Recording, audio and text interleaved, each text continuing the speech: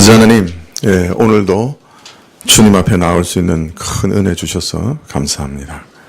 저에게 건강을 주시고 또 저희에게 주를 갈망하며 주 앞에 나오고자 하는 마음을 허락해 주셔서 저희로 주 앞에 서게 하시니 감사합니다. 주님, 참 주님 앞에 나올 때마다 주님의 은혜를 누리고 또 주님이 주시는 깊은 평안과 안식을 누리기를 원합니다. 그러나 저희 안에는 그러한 것들을 방해하는 온갖 것들이 가득하여서 종종 주님이 주시고자 하는 그 귀한 은혜들을 빼앗길 때가 많습니다. 아버지 하나님, 참 저희 마음 안을 보시면 참으로 주께서 아실 것입니다. 저희 속에 참 악한 생각이 많고 간교한 생각이 많고 참 이기적이고 독하고 참 무서운 생각들이 참 많습니다.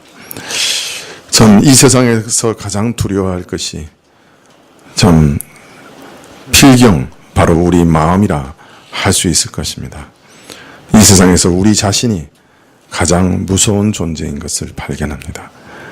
주님께서 항상 지켜주시지 않으려고 주의 보혈로 끊임없이 씻겨주시지 않으면, 주님께서 참으로 우리 마음을 지켜주시지 않으면 저희가 참 어디까지 갈지 장담할 수 없는 자들임을 깨닫게 됩니다. 주님, 이 시간에도 간절히 기도드리는 것은 무엇보다 저희 마음을 지켜주시기를 원합니다. 저희 믿음을 지켜주시기를 원합니다. 저희 안에 주님을 향한 거룩한 갈망을 지켜주시기를 원합니다. 저희 가운데 선을 행하고 악을 미워하는 마음을 지켜주시기를 구합니다. 하나님을 사랑하고 이웃을 사랑하며 하나님을 의지하는 그 마음을 주께서 지키시기를 간절히 기도드립니다. 아버지 하나님, 저희 안에 마지막 날에 대한 소망을 항상 품고 살아가게 해주십시오. 주께서 재림하셔서 주의 영광을 온전하게 드러내실 그 날에 대한 영광을 참 소망하고 항상 간절히 바라며 살아가게 해주십시오. 옛 선인이 말하기를 우리는 이 땅에 너무나 집착하고 이 세상의 것들을 너무나 좋아하기 때문에 하나님께서 환난과 어려움으로 이 땅을 실증나게 하지 않으시면 저희가 도무지 마지막 날의 영광을 사모하지 않는다 하신 말씀을 기억합니다. 참으로 그러합니다. 저희 마음은 너무나 둔하여서 평안하고 아무것도 부족한 것이 없을 때 하나님의 나라와 그 마지막 날의 영광을 사모하고 갈망하는 그런 은혜로운 믿음을 가지기가 참 어렵습니다. 참 그리하여서 하나님께서 이 땅의 것들을 신물나게 하시고 이 땅의 것들을 참으로 미워하게 하실 만큼 우리를 괴롭히실 때야 비로소 우리가 하늘을 향해 눈을 들고 주께서 우리에게 오시기를 구하는 어리석은 자들입니다. 바라옵고 원하옵기는 아버지 하나님, 저희에게 평강을 주시고 우리 삶의 모든 것을 완벽하고 온전하게 해주시되 저희 마음에 하늘과 마지막 날에 대한 소망은 떠나지 않게 하여 주시옵소서. 참으로 그리해서 우리 마음이 항상 그 날을 생각하며 그 날의 빛으로 이 땅을 비춰보게 해주시고 마지막 날에 그 영광을 가지고 우리 삶을 바라볼 수 있는 은혜를 허락하여 주시옵소서. 우리 자녀들에게 참으로 믿음을 주시옵소서. 한 번밖에 없는 이 인생 가운데 이 인생을 어떻게 하나님께 드려야 할지, 이 인생 가운데 무엇을 해야 할지 알게 하시고 깨닫는 은혜를 허락하여 주시옵소서. 오늘도 이 나라를 위해서 기도합니다. 주님, 우리가 단정하고 안정된 가운데 신앙생활을 영위할 수 있도록 주께서 이 나라도 붙잡아 주시옵소서. 이 나라의 위정자들을 지켜 주시옵소서. 아버지 하나님, 오늘도 저희 자신을 먼저 주님께 드리고 우리가 주 앞에 헌물 드리오니 이 헌물을 받으실 때 저희 전부로 받으옵소서. 그리고 우리의 모든 것을 주께서 보호하여 주시옵소서. 말씀을 우리에게 허락하시되 참으로 그 말씀이 우리 마음에 새겨져 떠나지 않게 하시기를 간절히 구하올 때 예수님의 이름으로 기도합나이다. 아멘. 예, 말씀은 마태복음 11장 27절부터 30절까지 말씀입니다.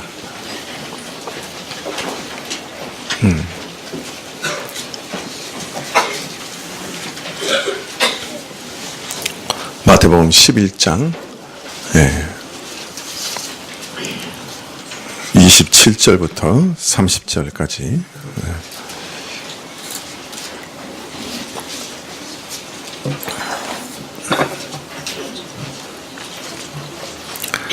마태복음 11장 27절부터 30절까지 찾으신 줄 알고 봉독해 드리겠습니다. 27절부터 봉독해 드리겠습니다. 내 아버지께서 모든 것을 내게 주셨으니 아버지 외에는 아들을 아는 자가 없고 아들과 또 아들의 소원대로 계시를 받는 자 외에는 아버지를 아는 자가 없느니라. 수고하고 무거운 짐진 자들아 다 내게로 오라. 내가 너희를 쉬게 하리라. 나는 마음이 온유하고 겸손하니 나의 멍에를 메고 내게 배우라.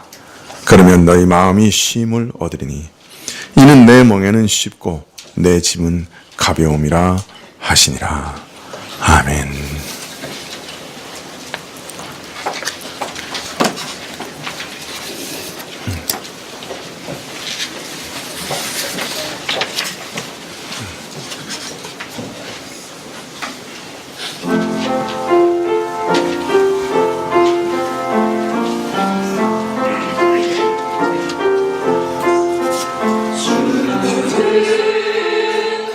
나를 목자를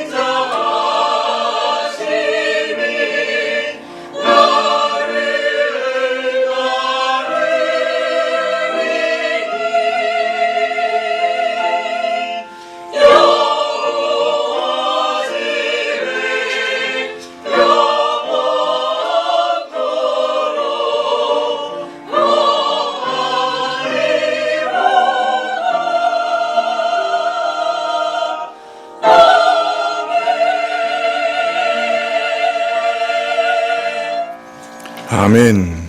예. 오늘 찬양한 시편 23편이나 또 오늘 우리가 읽은 마태복음 11장 27절부터 30절까지나 그냥 말씀을 읽고 그냥 그 말씀이 우리에게 주시는 은혜를 그냥 받으면 제일 좋은 말씀인 것 같아요.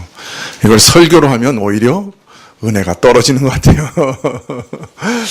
그러나 또 우리가 이 안에 담겨있는 말씀들의 의미를 조금 더 묵상해 보십시다.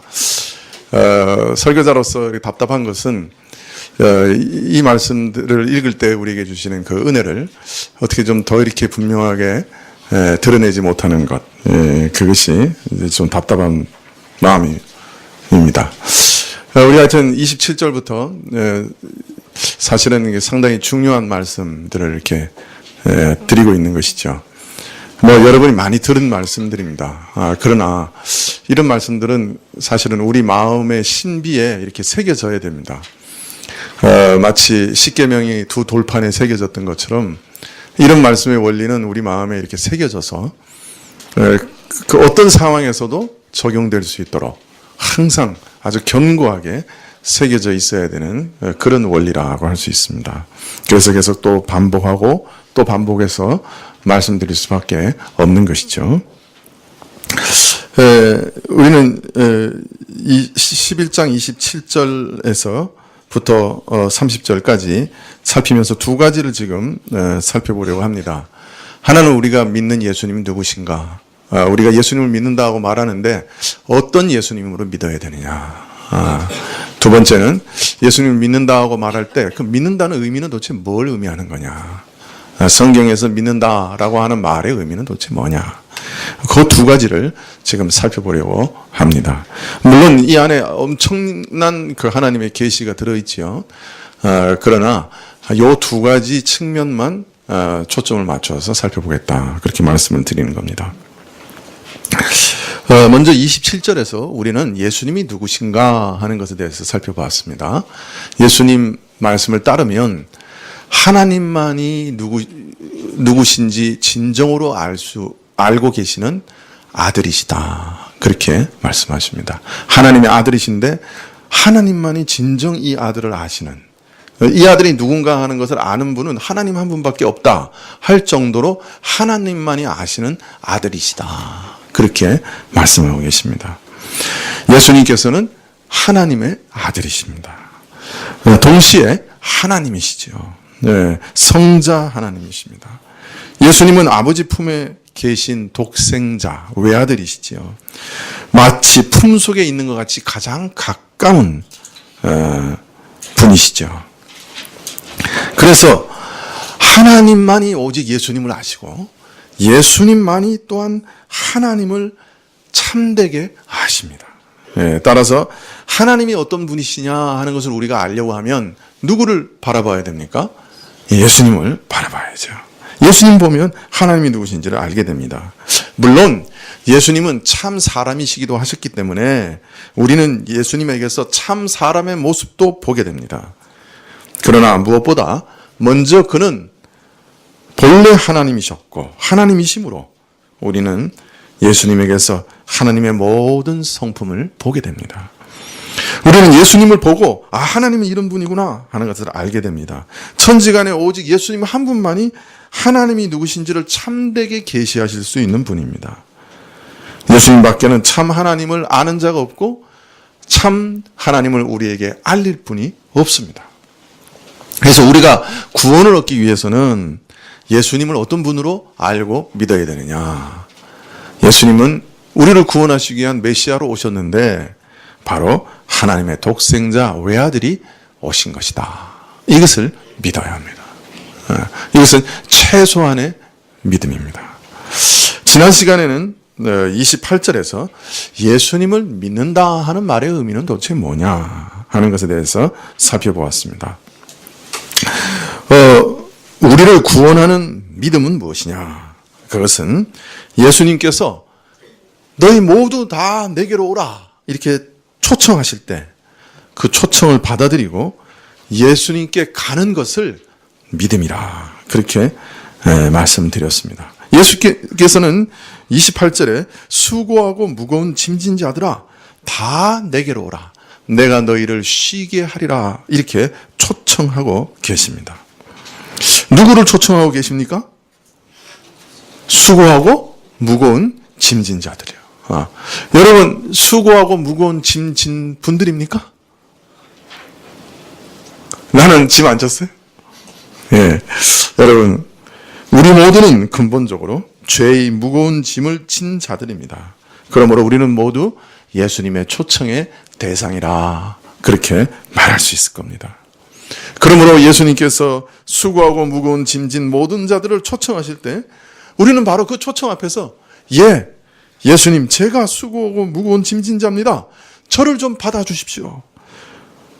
예수님께 자기를 맡기는 것, 이것을 믿음이라고 말합니다. 내게로 오라 하실 때 가는 것, 그걸 믿음이라고 말합니다. 구원 얻는 믿음이 무엇이냐? 구원 얻는 믿음은 내가 구원 얻었다 하는 것을 믿는 것이 아니에요. 내가 하나님의 선택을 받았다 하는 것을 믿는 게 아니에요. 그리스도께서 나라의 죄를 위해 죽으셨다는 사실을 인정하고 받아들이는 것으로 그치는 것이 아니에요. 예수님을 믿는다고 하는 것은 내가 주 예수님께 가는 것이에요.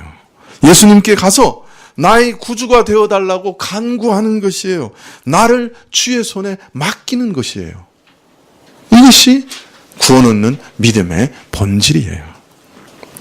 우리는 지난 시간에 십자가에서 회개한 한 강도를 통해서 이 믿음의 가장 놀라운 예를 보았습니다. 예수님을 비웃고 욕하는 사람들 가운데는 예수님과 함께 십자가에 못 박힌 두 강도도 있었습니다. 그런데 한 강도는 갑자기 예수님을 비웃던 일을 중지하고 180도 다른 반응을 보이기 시작했습니다. 아마도 자신을 욕하고 죽이는 자들을 용서하시는 예수님의 놀랍고 거룩한 기도를 들은 후에 그 심경의 변화를 일으킨 것이 틀림이 없습니다. 아버지여, 저들을 용서하소서. 저들이 자기들이 하는 일을 알지 못하나이다 하는 피 끓는 기도를 듣고서 이 강도는 갑자기 깨닫는 바가 있었습니다. 그래서 외치기를 예수여, 당신의 나라에 임하실 때 나를 생각하소서 이렇게 부르짖었죠. 자기 같은 인생도 예수님의 나라에서는 용서받을 소망이 있다 하는 것을 깨닫고 주께 자기 영혼을 맡겼던 것입니다. 주님께 자기 영혼을 부탁했습니다. 그런데 이 강도에게 예수님께서 이런 놀라운 약속을 주셨죠. 진실로 내게 이르노니 너와 오늘 내가 나와 함께 낙원에 있으리라. 오늘 내가 나와 함께 낙원에 있으리라. 이렇게 약속하셨습니다.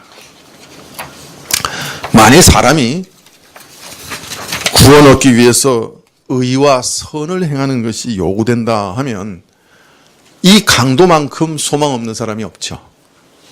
이 강도는 꿈도 꾸지 못하죠. 왜요? 만일 하나님께서 사람에게 의로움과 선행을 요구하시고 찾으신다고 하면 이 강도는 참으로 아무것도 내놓을 게 없는 사람이었죠. 먼저 예수님 믿기 전에 이 사람의 직업이 강도였습니다. 이 사람은 하나님께 내놓을 어떤 선행이 없었어요. 네. 그는 죄밖에 행한 것이 없었어요. 그 결과 지금 십자가에서 죽고 형벌당하고 있는 것이죠. 참으로 아슬아슬하게, 참으로 놀랍게 예수님을 믿었지만, 그러나 예수님을 믿고 난 이후에도 그는 안타깝게도 선을 행할 시간이 전혀 없었습니다. 그는 바로 그날 저녁에 죽었어요.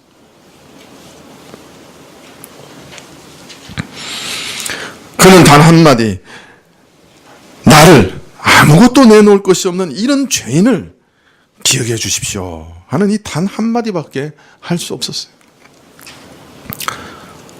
나를 살리고자 죽으시는 주의 은혜에 나를 맡기나이다 하는 믿음으로 주님을 바라본 것밖에 없었어요.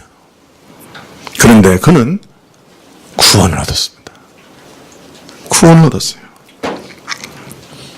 성경은 이런 믿음을 구원 얻는 믿음이라 그렇게 말합니다. 오직 예수님만 바라보고 오직 예수님께 모든 것을 맡기는 믿음, 이 믿음을 통해 구원을 얻는 것이에요. 그래서 우리는 오직 믿음으로 구원을 얻는다. 오직, 거기 아주 강조를 둡니다. 오직. 네. 라틴어로 뭐라 그러죠? 솔라. 오직. 네. 솔라. 오직. 오직 믿음으로 구원 얻는다.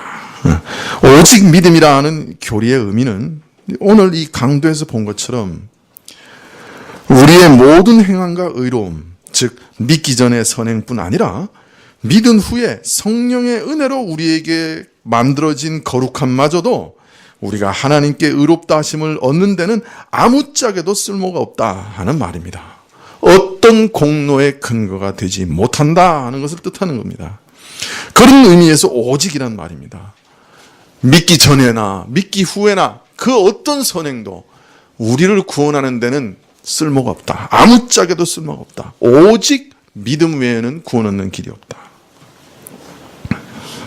또 오직이라는 말은 우리 안에서 이루어지는 모든 의로움을 다 배제하는 동시에 우리 밖에서 이루어진 의로움을 바라보게 합니다. 즉 예수님께서 이루어 놓으신 모든 의행, 그의 십자가와 부활, 그를 통해 우리에게 전가되는, 우리에게 선물로 주어지는 의로움만을 바라보게 합니다. 그 의로움만 의지하게 합니다. 그래서 우리의 구원은 우리 바깥에서부터 오는 겁니다. 예수 그리스도가 우리 밖에서 이루어진 밖에서 이루어 주신 외래적인 의로움만이 우리를 하나님 앞에서 의롭다 만듭니다. 그것이 우리의 유일한 구원의 근거입니다. 그래서 오직 믿음을 통해 예수님의 의를 공짜로 얻어서 의롭다 하심은 없습니다. 이것을 보통 우리가 뭐라 그러죠? 칭의라 그렇게 얘기합니다. 십자가에 달린 강도는 칭의의 정수를 보여준다고 할 수 있습니다. 어떤 분들은 회개하고 예수님을 믿으라 이렇게 얘기하니 그 회개를 자신을 하나님께 나아가게 하는 어떤 선행이나 공로 또는 자신을 하나님의 은혜 받기에 합당한 자로 만드는 무엇으로 오해합니다. 무슨 말인지 이해가 되십니까? 회개하고 예수님 믿으라 이렇게 얘기하잖아요. 회개하라 그리고 예수님 믿으라 이렇게 얘기하니까 회개를 자꾸 오해해요. 무엇으로 오해한다고요? 자신을 하나님께 나아가게 하는 어떤 선행이나 그 회개를 또는 공로나 또는 하나님의 은혜 받기에 합당한 자로 만드는 무엇으로 회개를 오해합니다. 그래서 이런 분들이 있어요. 저는 제 죄에 대한 확신을 더 갖고 싶습니다. 저는 제가 잃어버린 바 된 죄인이라고 하는 것을 더 절실히 알면 좋겠습니다. 저는 지금 주님께 가기에는 좀 미흡합니다. 주님께서 저 자신에게 제가 죄인인 것을 더 깊이 가르쳐 주셔서 어떤 사람들처럼 3박 4일 저는 눈물로 지새우며 회개하고 싶습니다. 그래야 주님께 갈 수 있을 것 같습니다. 저는 단순하게 예수님께 갈 수는 없습니다. 이렇게 말하는 사람도 있습니다. 그러나 이런 생각이 밑바닥에 있는 게 무엇이죠? 왜 우리가 이처럼 더 깊은 아픔과 애통함과 더 깊은 죄책감을 원하는 것이죠? 사실 이런 것들을 통해 하나님 앞에 내어놓을 어떤 것, 그것을 가지고 있으면 우리가 하나님 앞에 더 받아들여질 만한 존재가 될 것 같이 생각되는 무엇을 내 스스로 노력하여 가지려고 하는 것입니다. 사실 우리가 우리 자신을 보면 확연히 알 수 있죠. 참 부족하다. 나는 하나님의 은혜 받기에는 합당한 사람이 아니다. 알고 있죠. 그래서 뭔가 부족하다고 늘 느낍니다. 그래서 하나님께서 나를 받으시려고 하면 뭔가가 더 필요하다고 생각합니다. 주님께서 나를 돌아보시려고 하면 뭔가 더 깊은 회개와 애통이 있어야 주님이 나를 돌아보실 것 같은 거예요. 그래서 이런 것들을 좀 만들어내 보려고 노력합니다. 어떤 청교도는 이런 태도에 대해서 말하기를, 사람들은 마치 거미처럼 자기 배에서 회개를 뽑아내려고 한다. 거미가 줄을 뽑아내듯이 회개를 계속 뽑아내려고 한다. 여러분, 우리는 결코 그렇게 해서는 안 됩니다. 오히려 잃어버린 바 된 죄인으로서 내가 수고하고 무거운 짐진 죄인인 것을 깨닫게 되면 그 모습 그대로 그리스도께 나아가면 됩니다. 구원 얻는 최초의 회개하고 예수님 믿으라 할 때 그 회개는 자신을 의지하고 살던 자가 이제 예수님을 향해 그 방향을 돌이켜 나아가는 것, 그 방향을 돌이키는 것, 그걸 회개라고 얘기하는 거예요. 자신을 의지하던 자가 그 방향을 돌이키면 되는 거예요. 그게 회개예요. 그리고 예수님께 나아가면 되는 거예요. 저희 교회에서는 이 자기 부인의 중요성을 많이 강조합니다. 처음 예수님께 올 때 우리 자신의 그 파산 상태, 그 영혼의 파산 상태를 바로 깨닫고 자기를 온전히 부인하고 주님께 나오라, 그렇게 강조합니다. 그러나 오해해서는 안 됩니다. 이런 자기 부인, 자기 자신의 파산 상태를, 자기 영혼이 완전히 파산했다고 하는 것을 깨닫는 그것은, 그 자기 부인은 내가 예수님께로 지금 가는가 가지 않는가, 진정으로 예수님을 향해 가는가, 내 믿음이 진정 참된 믿음인가 하는 것을 볼 수 있는 시금석은 분명합니다. 내가 진정 예수님께로 지금 가고 있는가 하는 그것을 판별하는 중요한 증표이긴 합니다. 그러나 이것마저도 우리의 공로가 되어서는 안 됩니다. 무슨 말인지 이해가 되시죠?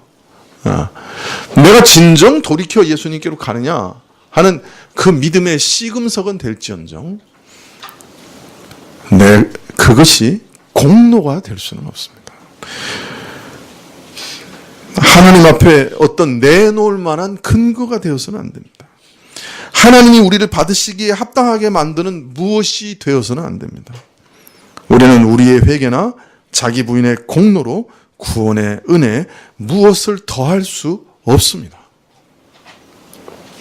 우리는 오직 믿음으로만 구원을 얻습니다. 믿으십니까? 네. 믿는다고 하는 것은 우리가 행해야 할 어떤 일이 아닙니다. 사실 믿는다고 하는 것은 그와 정반대입니다.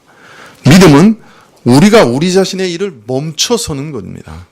믿음은 심지어 회개를 포함해서 내가 할 수 있는 어떤 것도 하나님께서 받으실 만한 것이 아니라 하는 것을 인정하고 내 유일한 소망은 다른 분, 즉 예수 그리스도께서 하신 일에 달려있다 하는 것을 깨닫는 것입니다. 내 구원을 위해 행해야 할 모든 것은 이미 2000년 전에 행해졌다. 우리는 그리스도께서 다 이루신 일을 의지하면 된다. 믿음은 노력하고 일하는 것과는 정반대입니다. 믿음은 내가 아무것도 할 수 없으며 또한 내가 어떤 일도 할 필요가 없다는 것을 깨닫는 것입니다. 일은 그리스도께서 이미 다 행하셨습니다. 그러므로 이제 나는 나를 위해 모든 것을 이루신 예수님께 가기만 하면 됩니다. 예수님 나를 기억하옵소서. 이것이 구원 얻는 믿음의 전부입니다. 오거스터스 톰 레이디라고 하는 분은 이렇게 노래했습니다. 하나님께서는 값을 2번 요구하지 않으시리니 피 흘리시는 보증의 손에서 받으신 그 값을 나의 손에서 다시 찾지 아니하시리로다. 완전한 속죄를 주께서 다 이루셨도다. 주의 백성이 비친 모든 것, 마지막 한 짐까지 다 갚으셨다. 내 영혼아 안식하라. 지극히 높으신 대제사장의 공로가 화평과 자유를 선포하노라. 그리스도의 능력의 보혈을 신뢰하며 하나님 앞에서 내어 쫓길 것을 두려워하지 말라. 예수님께서 너를 위해 죽으셨으니. 이것이 수고하고 무거운 짐진 자들아 다 내게 오라 내가 너희를 쉬게 하리라 하는 말씀의 의미예요. 예수님의 손에서 찾으신 죄값을 하나님은 우리 손에서 다시 찾지 않으실 겁니다. 믿으십니까? 예.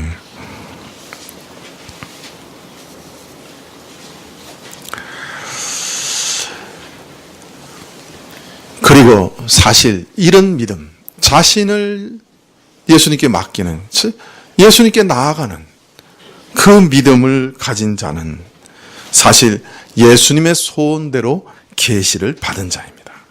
27절에 아들 외에는 아버지를 아는 자가 없고 아들의 소원대로 계시를 받는 자 외에는 아버지를 아는 자가 없다. 그런데 여기 지금 아버지를 안식의 아버지로 알고 그 예수님을 안식을 주는 하나님의 아들이심을 알고 예수님께 나오는 자는 어떤 자들입니까? 누가 이 사실을 알렸습니까? 누가 알렸습니까? 예수님이 알리셨죠. 예수님이 계시하시지 않으면 하나님을 알 자가 없다고 그랬어요. 그런데 하나님이 안식의 하나님이요, 이 예수님이 바로 그 하나님의 아들이야, 안식의 주인이시다 하는 것을 깨닫고 예수님께 나온 자들이라고 하면 이 사람들은 누구의 계시를 받은 겁니까? 누구의? 예수님의 계시를 받은 거죠. 예수님의 소원대로 계시를 받은 자 외에는 하나님을 아는 자들이 없다 그러셨으니까요. 그죠? 그러니까 만일 예수님께 가면 내가 진정 내 영혼의 안식을 얻으리라, 내 죄의 모든 이 무거운 짐을 다 내려놓을 수 있으리라 하고 예수님 나를 기억하옵소서 이렇게 믿음으로 나아간 사람이라면 그 계시를 누가 주신 거라고요? 예수님이 주신 거죠. 그것을 알게 하신 분이 예수님이시죠. 그러니 그 사람은 자신이 선택받은 사람이다 하는 것을 알 수 있는 거죠. 예수님이 택하셔서 예수님이 계시해 주신 사람인 것을 알 수 있는 것이죠. 그래서 이전에 말씀드린 대로 예수님께 나와서 이런 안식을 구하는 일이, 죄사함의 은혜를 구하는 일이 바로 예수님의 소원대로 계시를 받은 자라고 하는 하나의 중요한 증거요, 자기가 수고하고 무거운 짐진 자인 것을 깨닫고 예수님께 나오는 것, 바로 이 믿음이 예수님의 선택을 받았다고 하는 가장 중요한 증거라, 그렇게 말씀드렸습니다. 기억하시는지요? 몇 시간 전에, 몇 주 전에 이렇게 말씀드린 적이 있습니다.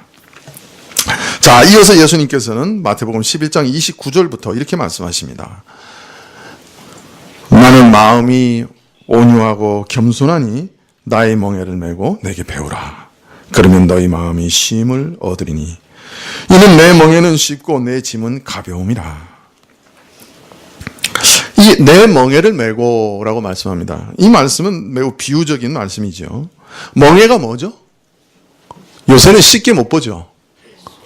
예, 소나 말에 이렇게 위에 나무로 이렇게 둥그렇게 만들어가지고 목에다 맵니다. 그런 다음에 그 나무에다가 줄을 매서 쟁기나 또는 마차를 끌게 하죠.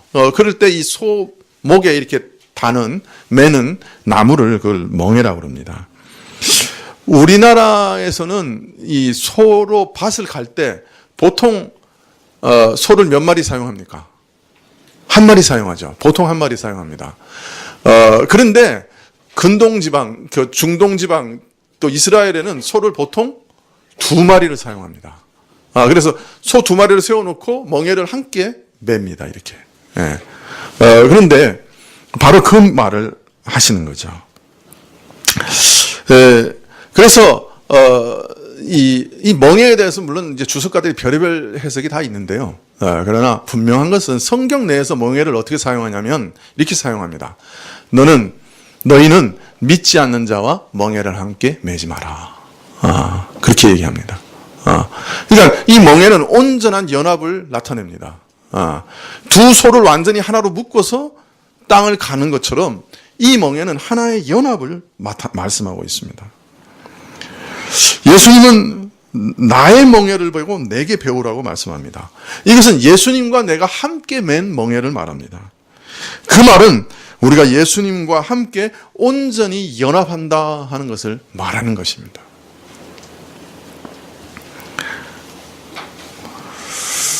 여러분, 구원 얻는 믿음은 우리 밖에서 이루어진 의로움을 전적으로 의지하는 믿음입니다. 그리고 그 구원 얻는 믿음은 동시에 내가 이제 그리스도와 온전히 연합되었다 하는 것을 믿는 믿음입니다. 그래서 예수님께서 그렇게 얘기하셨어요. 내가 부활한 이후에 성령을 보내면 너희가 내 안에, 내가 너희 안에 있는 것을 너희가 알게 될 거다. 그렇게 말씀하셨어요. 우리가 믿는 것은 예수님이 나를 위해 죽으셨다 하는 것을 믿는 동시에 예수님과 이제 내가 온전히 하나다. 예수님과 내가 하나 되었다. 연합되었다. 하는 것을 믿는 것입니다. 이 두 가지 믿음은 분리할 수 없어요. 내가 온전히 의롭게 되었다 하는 것을 믿는 것은 동시에 내가 예수님과 온전히 하나 되었다, 연합되었다 하는 것을 믿는 것입니다. 이제 성령께서 내 안에 계시고 나를 이제 가르치시고 나를 인도하신다. 그것을 믿는 거예요. 예수님 안에서 참 안식을 발견한 자, 예수님 안에서 참 하나님의 사랑을 발견한 자는 이제 예수님과 떨어지고 싶지 않습니다. 사실. 나를 진정 사랑하는 분을 발견했는데 왜 내가 예수님과 떨어지고 싶겠습니까? 나도 예수님께 가려고 하고요.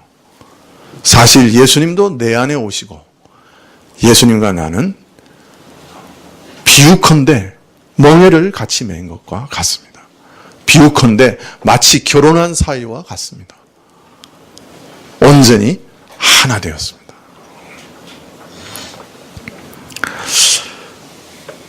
그래서 나는 평생 예수님과 함께 멍에를 메고 살아갑니다.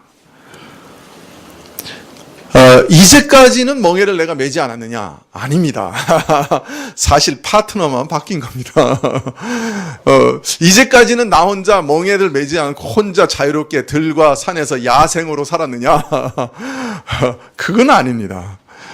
내 멍에에는 다른 파트너가 있었습니다. 비유컨대 옛 뱀이 있었습니다. 끔찍하죠. 마귀가 있었습니다. 악한 영이 있었습니다. 그래서 그 악한 영이 내 마음에 일으키는 욕심을 따라 세상의 풍조를 따라 살았습니다. 그때도 보조를 잘 맞췄죠.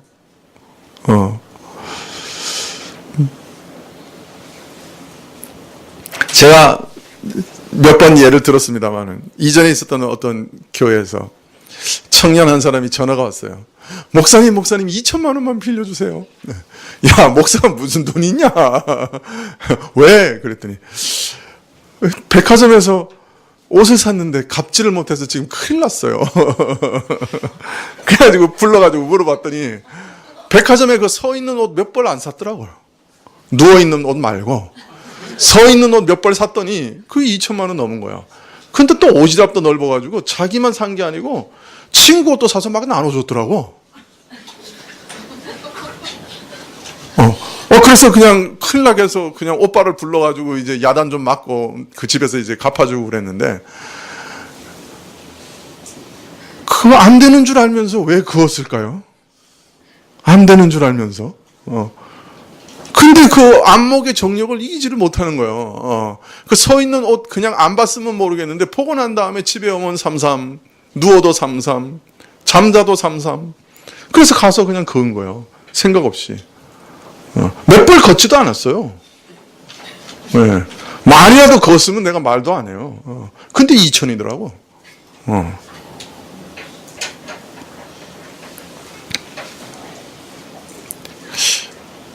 우리는 내가 내 마음대로 산다고 생각했죠.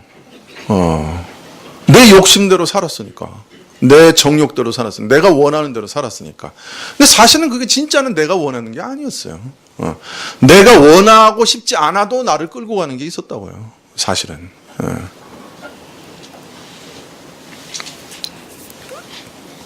이전에도 멍에를 안 맨 건 아니었단 말이에요. 근데 이제 예수님 파트너가 바뀌었어요. 이제는 옛뱀이었는데 이제는 예수님과 멍에를 매게 된 거예요. 참 놀랍죠. 이전에는 내 부패한 정욕을 따라서 내 욕심과 악심과 시기심과 경쟁의식과 이기심과 무정함을 따라 살았는데 이제는 그 마음이 온유하고 겸손하신 예수님의 마음을 따라 살게 된 거예요. 어떤 분들은 내가 구원받는 것이 내 선행과 아무 상관이 없고 오직 그리스도의 의만으로 되는 것이다. 믿기만 하면 이제 구원 다 받았다. 자, 그렇게 하면 구원은 따놓은 당상이니 이제는 아무렇게 살아도 되는 거 아니냐 생각하고 사람들이 방탕하게 살게 되지 않겠습니까? 이렇게 걱정하는 분들이 많습니다. 처음 종교개혁 때 이 칭의 교리가 분명히 드러났을 때 가톨릭이 제일 공격한 게 그거였어요. 칭의 교리대로 살면 사람들이 다 방탕하게 된다. 그러나 여러분, 그리스도와 연합된 신자는 이런 칭의를 얻어서 그 이후에 그리스도의 멍에를 맨 신자는 성령의 가르침을 그 양심과 마음에 받는 신자는 아무리 그렇게 막 살아라고 가르쳐도 그런 식으로 살아갈 수가 없어요. 그렇게 살 수 없는 내적인 생명력과 거룩한 부담감과 두려움이 그 안에 있기 때문에 막 살아라고 시켜도 막 살 수가 없어요. 이전에 알지 못했던 새로운 마음, 새로운 욕구를 느끼게 되고 오히려 늘 자신이 그 원하는 만큼, 그 구하는 만큼 거룩하게 살지 못하는 것에 대한 안타까움과 신음과 탄식으로 가득하게 되는 것이에요. 그래서 방탕하게 살아라 그래도 그렇게 살지 못하는 거예요. 칭의의 교리가 왜 방탕으로 나가지 못하느냐? 그것은 칭의를 받은 사람들과 그리스도와 연합한 사람들을 나누지 못하기 때문에 그래요. 칭의와 연합은 나눌 수가 없는 것이기 때문에 그래요. 만약 그것이 나누어진 것이 있다면 그건 거짓된 것이에요. 칭의를 받은 사람은 그리스도와 연합되어 있어요. 그 사람 안에는 거룩한 구원에 대한 소망과 확신과 함께 두려움이 함께 있습니다. 하나님을 믿으면 모든 두려움에서 벗어나게 하신다. 그렇게 얘기하셨는데 무슨 두려움이 있습니까? 죄의 형벌에서는 모든 두려움에서 벗어났죠. 그러나 이 두려움은 바로 내가 죄의 형벌에서 벗어났다는 확신 때문에 오는 두려움이에요. 나 자신이 하나님께 지극히 사랑받았다는 사실을 참으로 확인하는 사람들은 그 사랑에 제대로 반응하지 못할까 우려하는 두려움이 있습니다. 하나님의 심판의 두려움은 이제 완전히 사라졌죠. 그렇기 때문에 하나님을 사랑하는 자들은 두려움이 없다니 그 말씀이 맞죠. 그러나 또 다른 두려움이 있어요. 내가 이렇게 지극히 사랑받았는데 어찌 이 하나님 앞에서 내가 또 범죄하리요? 라는 두려움이 있어요. 진정한 사랑에도 두려움의 요소는 있습니다. 나를 이렇게 사랑하신 그분을 내가 슬프시게 하는 것이 아닐까 하는 두려움이 있습니다. 이것은 율법 아래 종의 두려움과는 차원이 다른 것이죠. 내가 이렇게 하지 않으면 하나님께 형벌을 내리실지도 몰라. 이런 종의 두려움하고는 전혀 다른 두려움이에요. 하나님부터 지극히 사랑받는 자녀들 안에는 복음적인 두려움이 있습니다. 이것이 바로 그리스도와 한 멍에를 맨 신자들에게 나타나는, 예수님과 연합된 자들에게 나타나는 성령의 감동이죠. 하나님을 기쁘시게 하고자 하는 소망, 기쁘시게 하지 못할까 하는 두려움, 소망과 두려움. 이것이 우리를 죄와 방종에 빠지지 않도록 보존하며 궁극적인 구원에 이르도록 우리를 이끌게 되는 것이죠. 그러나 거짓된 구원의 확신에는 이런 두려움과 소망이 없습니다. 그런 구원의 확신은 오히려 방종과 나태를 조장하지요. 믿기만 하면 이제 구원받고 구원은 이미 확보된 것이니 어떻게 살아도 구원과 상관없지 않느냐 생각하며 죄를 짓게 쉽게 만들죠. 하나님의 무한한 자비와 사랑을 이용하여 죄를 짓지요.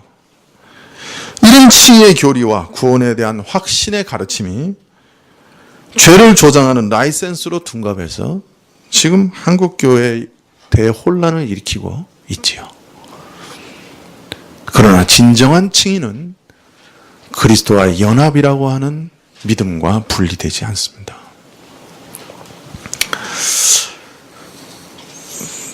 참 신자, 그리스도와 함께 멍에를 맨 신자에게는 거룩하게 살지 못하는 것에 대한 내적 부담감과 안타까움, 그리고 내적인 신음이 있습니다. 주의 사랑에 제대로 반응하지 못할까 하는 두려움이 있습니다. 하나님을 기쁘시게 하고자 하는 선한 소망이 있습니다. 물론 간혹 영적으로 침체하고 둔감해져서 거룩에 대한 이 갈망과 두려움이 약화되기도 합니다. 그럼에도 불구하고 이런 심적인 부담감과 추구는 신자 안에 일평생 사라지지는 않습니다. 물론 신자 안에도 부패성이 남아있기 때문에 그런 나태와 방탕으로 치우칠 위험이 항상 있습니다. 그러나 신자는 이처럼 타락의 나락에 떨어졌을 때도 다시 처음으로 돌아갑니다. 수고하고 무거운 짐진 자로서 예수님께 다시 나아갑니다. 또 다시 예수님을 붙듭니다. 새롭게 되었지만 또 죄를 짓고 또 아직 죄인으로서 수고하고 무거운 짐진 자로서 예수님께 또다시 나갑니다.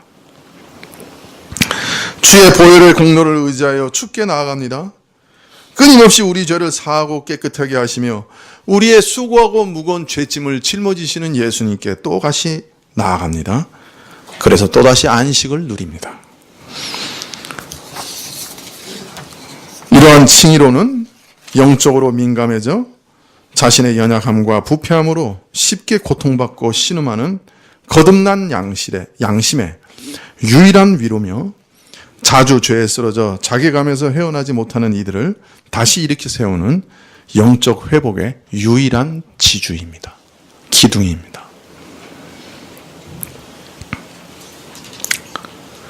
어떤 분들은 오늘 말씀을 무거운 짐진 자에게 예수님의 멍에까지 지라는 뜻으로 알고 이것이 안식이냐 오해하는 분들도 있습니다. 실제로 그래서 신앙생활을 마치 짐진 것처럼 할 결심을 하는 자도 있죠. 그러나 예수님 말씀합니다. 나는 마음이 온유하고 겸손하니. 예수님께서 마음이 온유하고 겸손하시기 때문에 예수님과 함께 맨 멍에는 가볍고 쉬운 멍에입니다. 예수님의 마음이 온유하고 겸손하시기 때문에 그의 멍에는 함께한 자를 억압하거나 함께한 자를 폭력적으로 굴복시키는 그런 멍에가 아닙니다.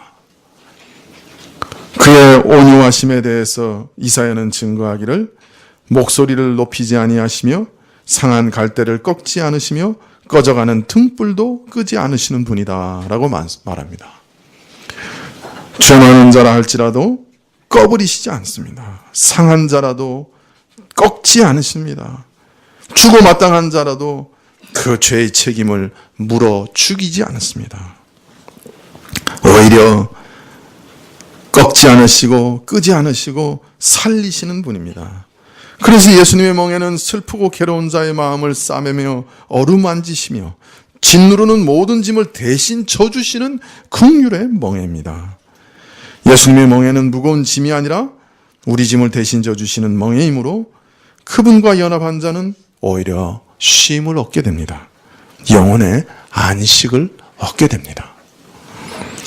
이처럼 우리를 거룩하게 하며 우리를 의롭게 하며 우리를 거룩하게 하며 우리가 이 땅에서 살아가는 모든 삶의 과정에서 오직 믿음의 원리가 작동됩니다.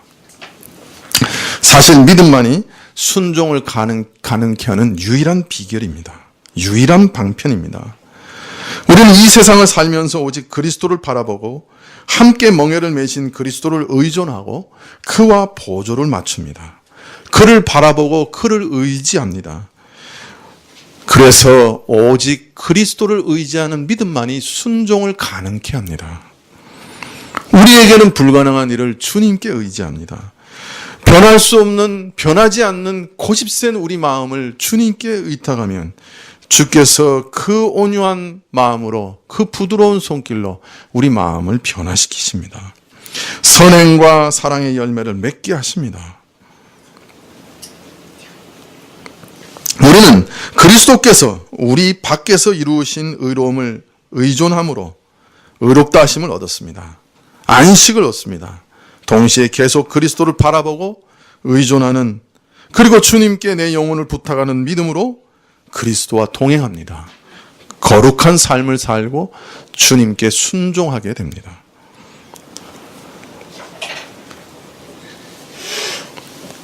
우리 마음에 추하고 더럽고 흉악한 모든 죄짐을 항상 주님께 맡깁니다.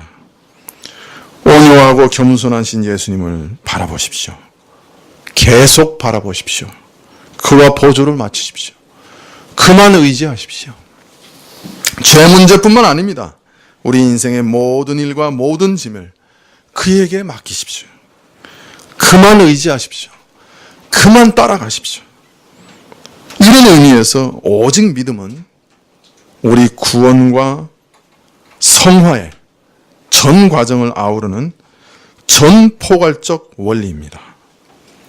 그래서 바울은 의인은 믿음으로 말미암아 살리라, 그렇게 말했습니다. 처음 칭의를 얻는 것뿐만 아니라 매일 순종과 성화의 삶을 살아가는 것도 오직 믿음으로만 가능합니다. 주를 의지하고 붙드는 것으로만 가능합니다. 이런 믿음으로 살아가면 이사야의 예언이 먼저 우리 마음에서 이루어집니다. 이사야서 11장 6절에 보면 이런 말씀이 있습니다. 그때 이리가 어린 양과 함께 거하며 표범이 어린 염소와 함께 누우며 송아지와 어린 사자와 살찐 짐승이 함께 있어 어린아이에게 끌리며 암소와 곰이 함께 먹으며 그것들의 새끼가 함께 엎드리며 사자가 소처럼 풀을 먹을 것이며 젖먹는 아이가 독사의 구멍에서 장난하며 젖된 어린아이가 독사의 굴에 손을 넣을 것이라. 나의 거룩한 산 모든 곳에서 해됨이 없고 상함도 없을 것이니 이는 물이 바다를 덮음같이 여호와를 아는 지식이 세상에 충만할 것임이니라. 모든 죄의 결과와 죄의 횡포가 우리 마음에서 사라지고 우리 마음의 낙원이 이루어집니다. 그리고 마지막 날 이런 무궁한 안식의 나라로 들어가게 될 것입니다. 독사굴에 손 놓고 어린아이가 장난쳐도 상치 않는 그 나라에 이르게 될 것입니다. 기도하시겠습니다.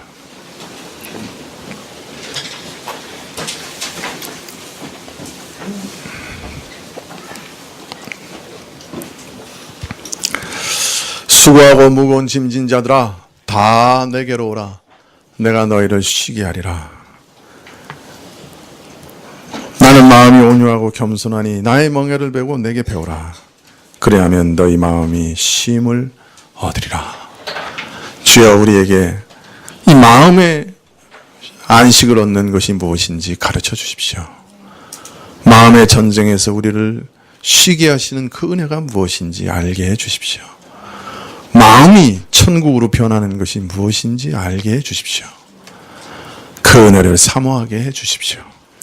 예수님의 이름으로 기도합나이다. 아멘.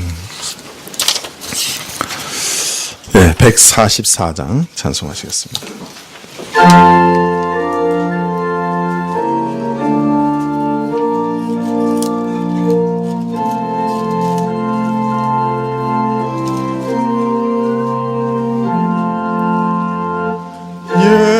예수 나를 위하여 십자가를 질 때 세상 죄를 지시고 초당하셨네. 예수여 예수여 나의 죄 위하여 보배 피를 흘리니 죄인 받으소서. 십자가를 지심은 무슨 죄가 있나. 저무지한 사람들 메시아 죽였네. 예수여 예수여 나의 죄 위하여 보배 피를 흘리니 죄인 받으소서. 비와 같이 붉은 죄 없는 이가 없네. 십자가의 공로로 눈과 같이 되네. 예수여 예수여 나의 죄 위하여 보배 피를 흘리니 죄인 받으소서.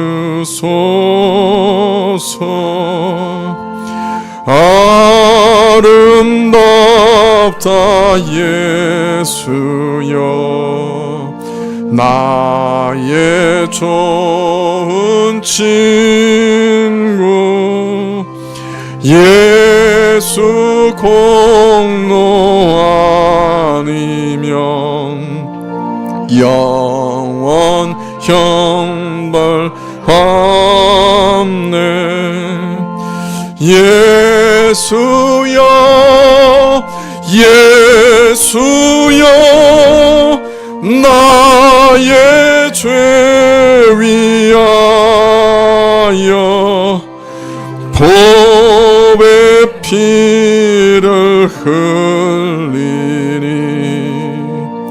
죄인 받으소서.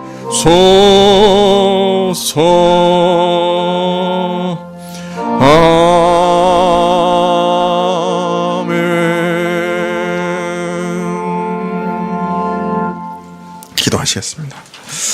지금은 우리 주 예수 그리스도의 은혜와 하나님 아버지의 그 크신 사랑과 이 은혜와 사랑을 깨닫게 하시고 누리게 하시는 성령님의 교통하고 역사하심이 오늘도 이 죄인을 받으소서, 이 죄인을 받으소서 외치며 머리 숙인 주의 백성들 위해 지금부터 영원까지 함께 계실지어다. 아멘.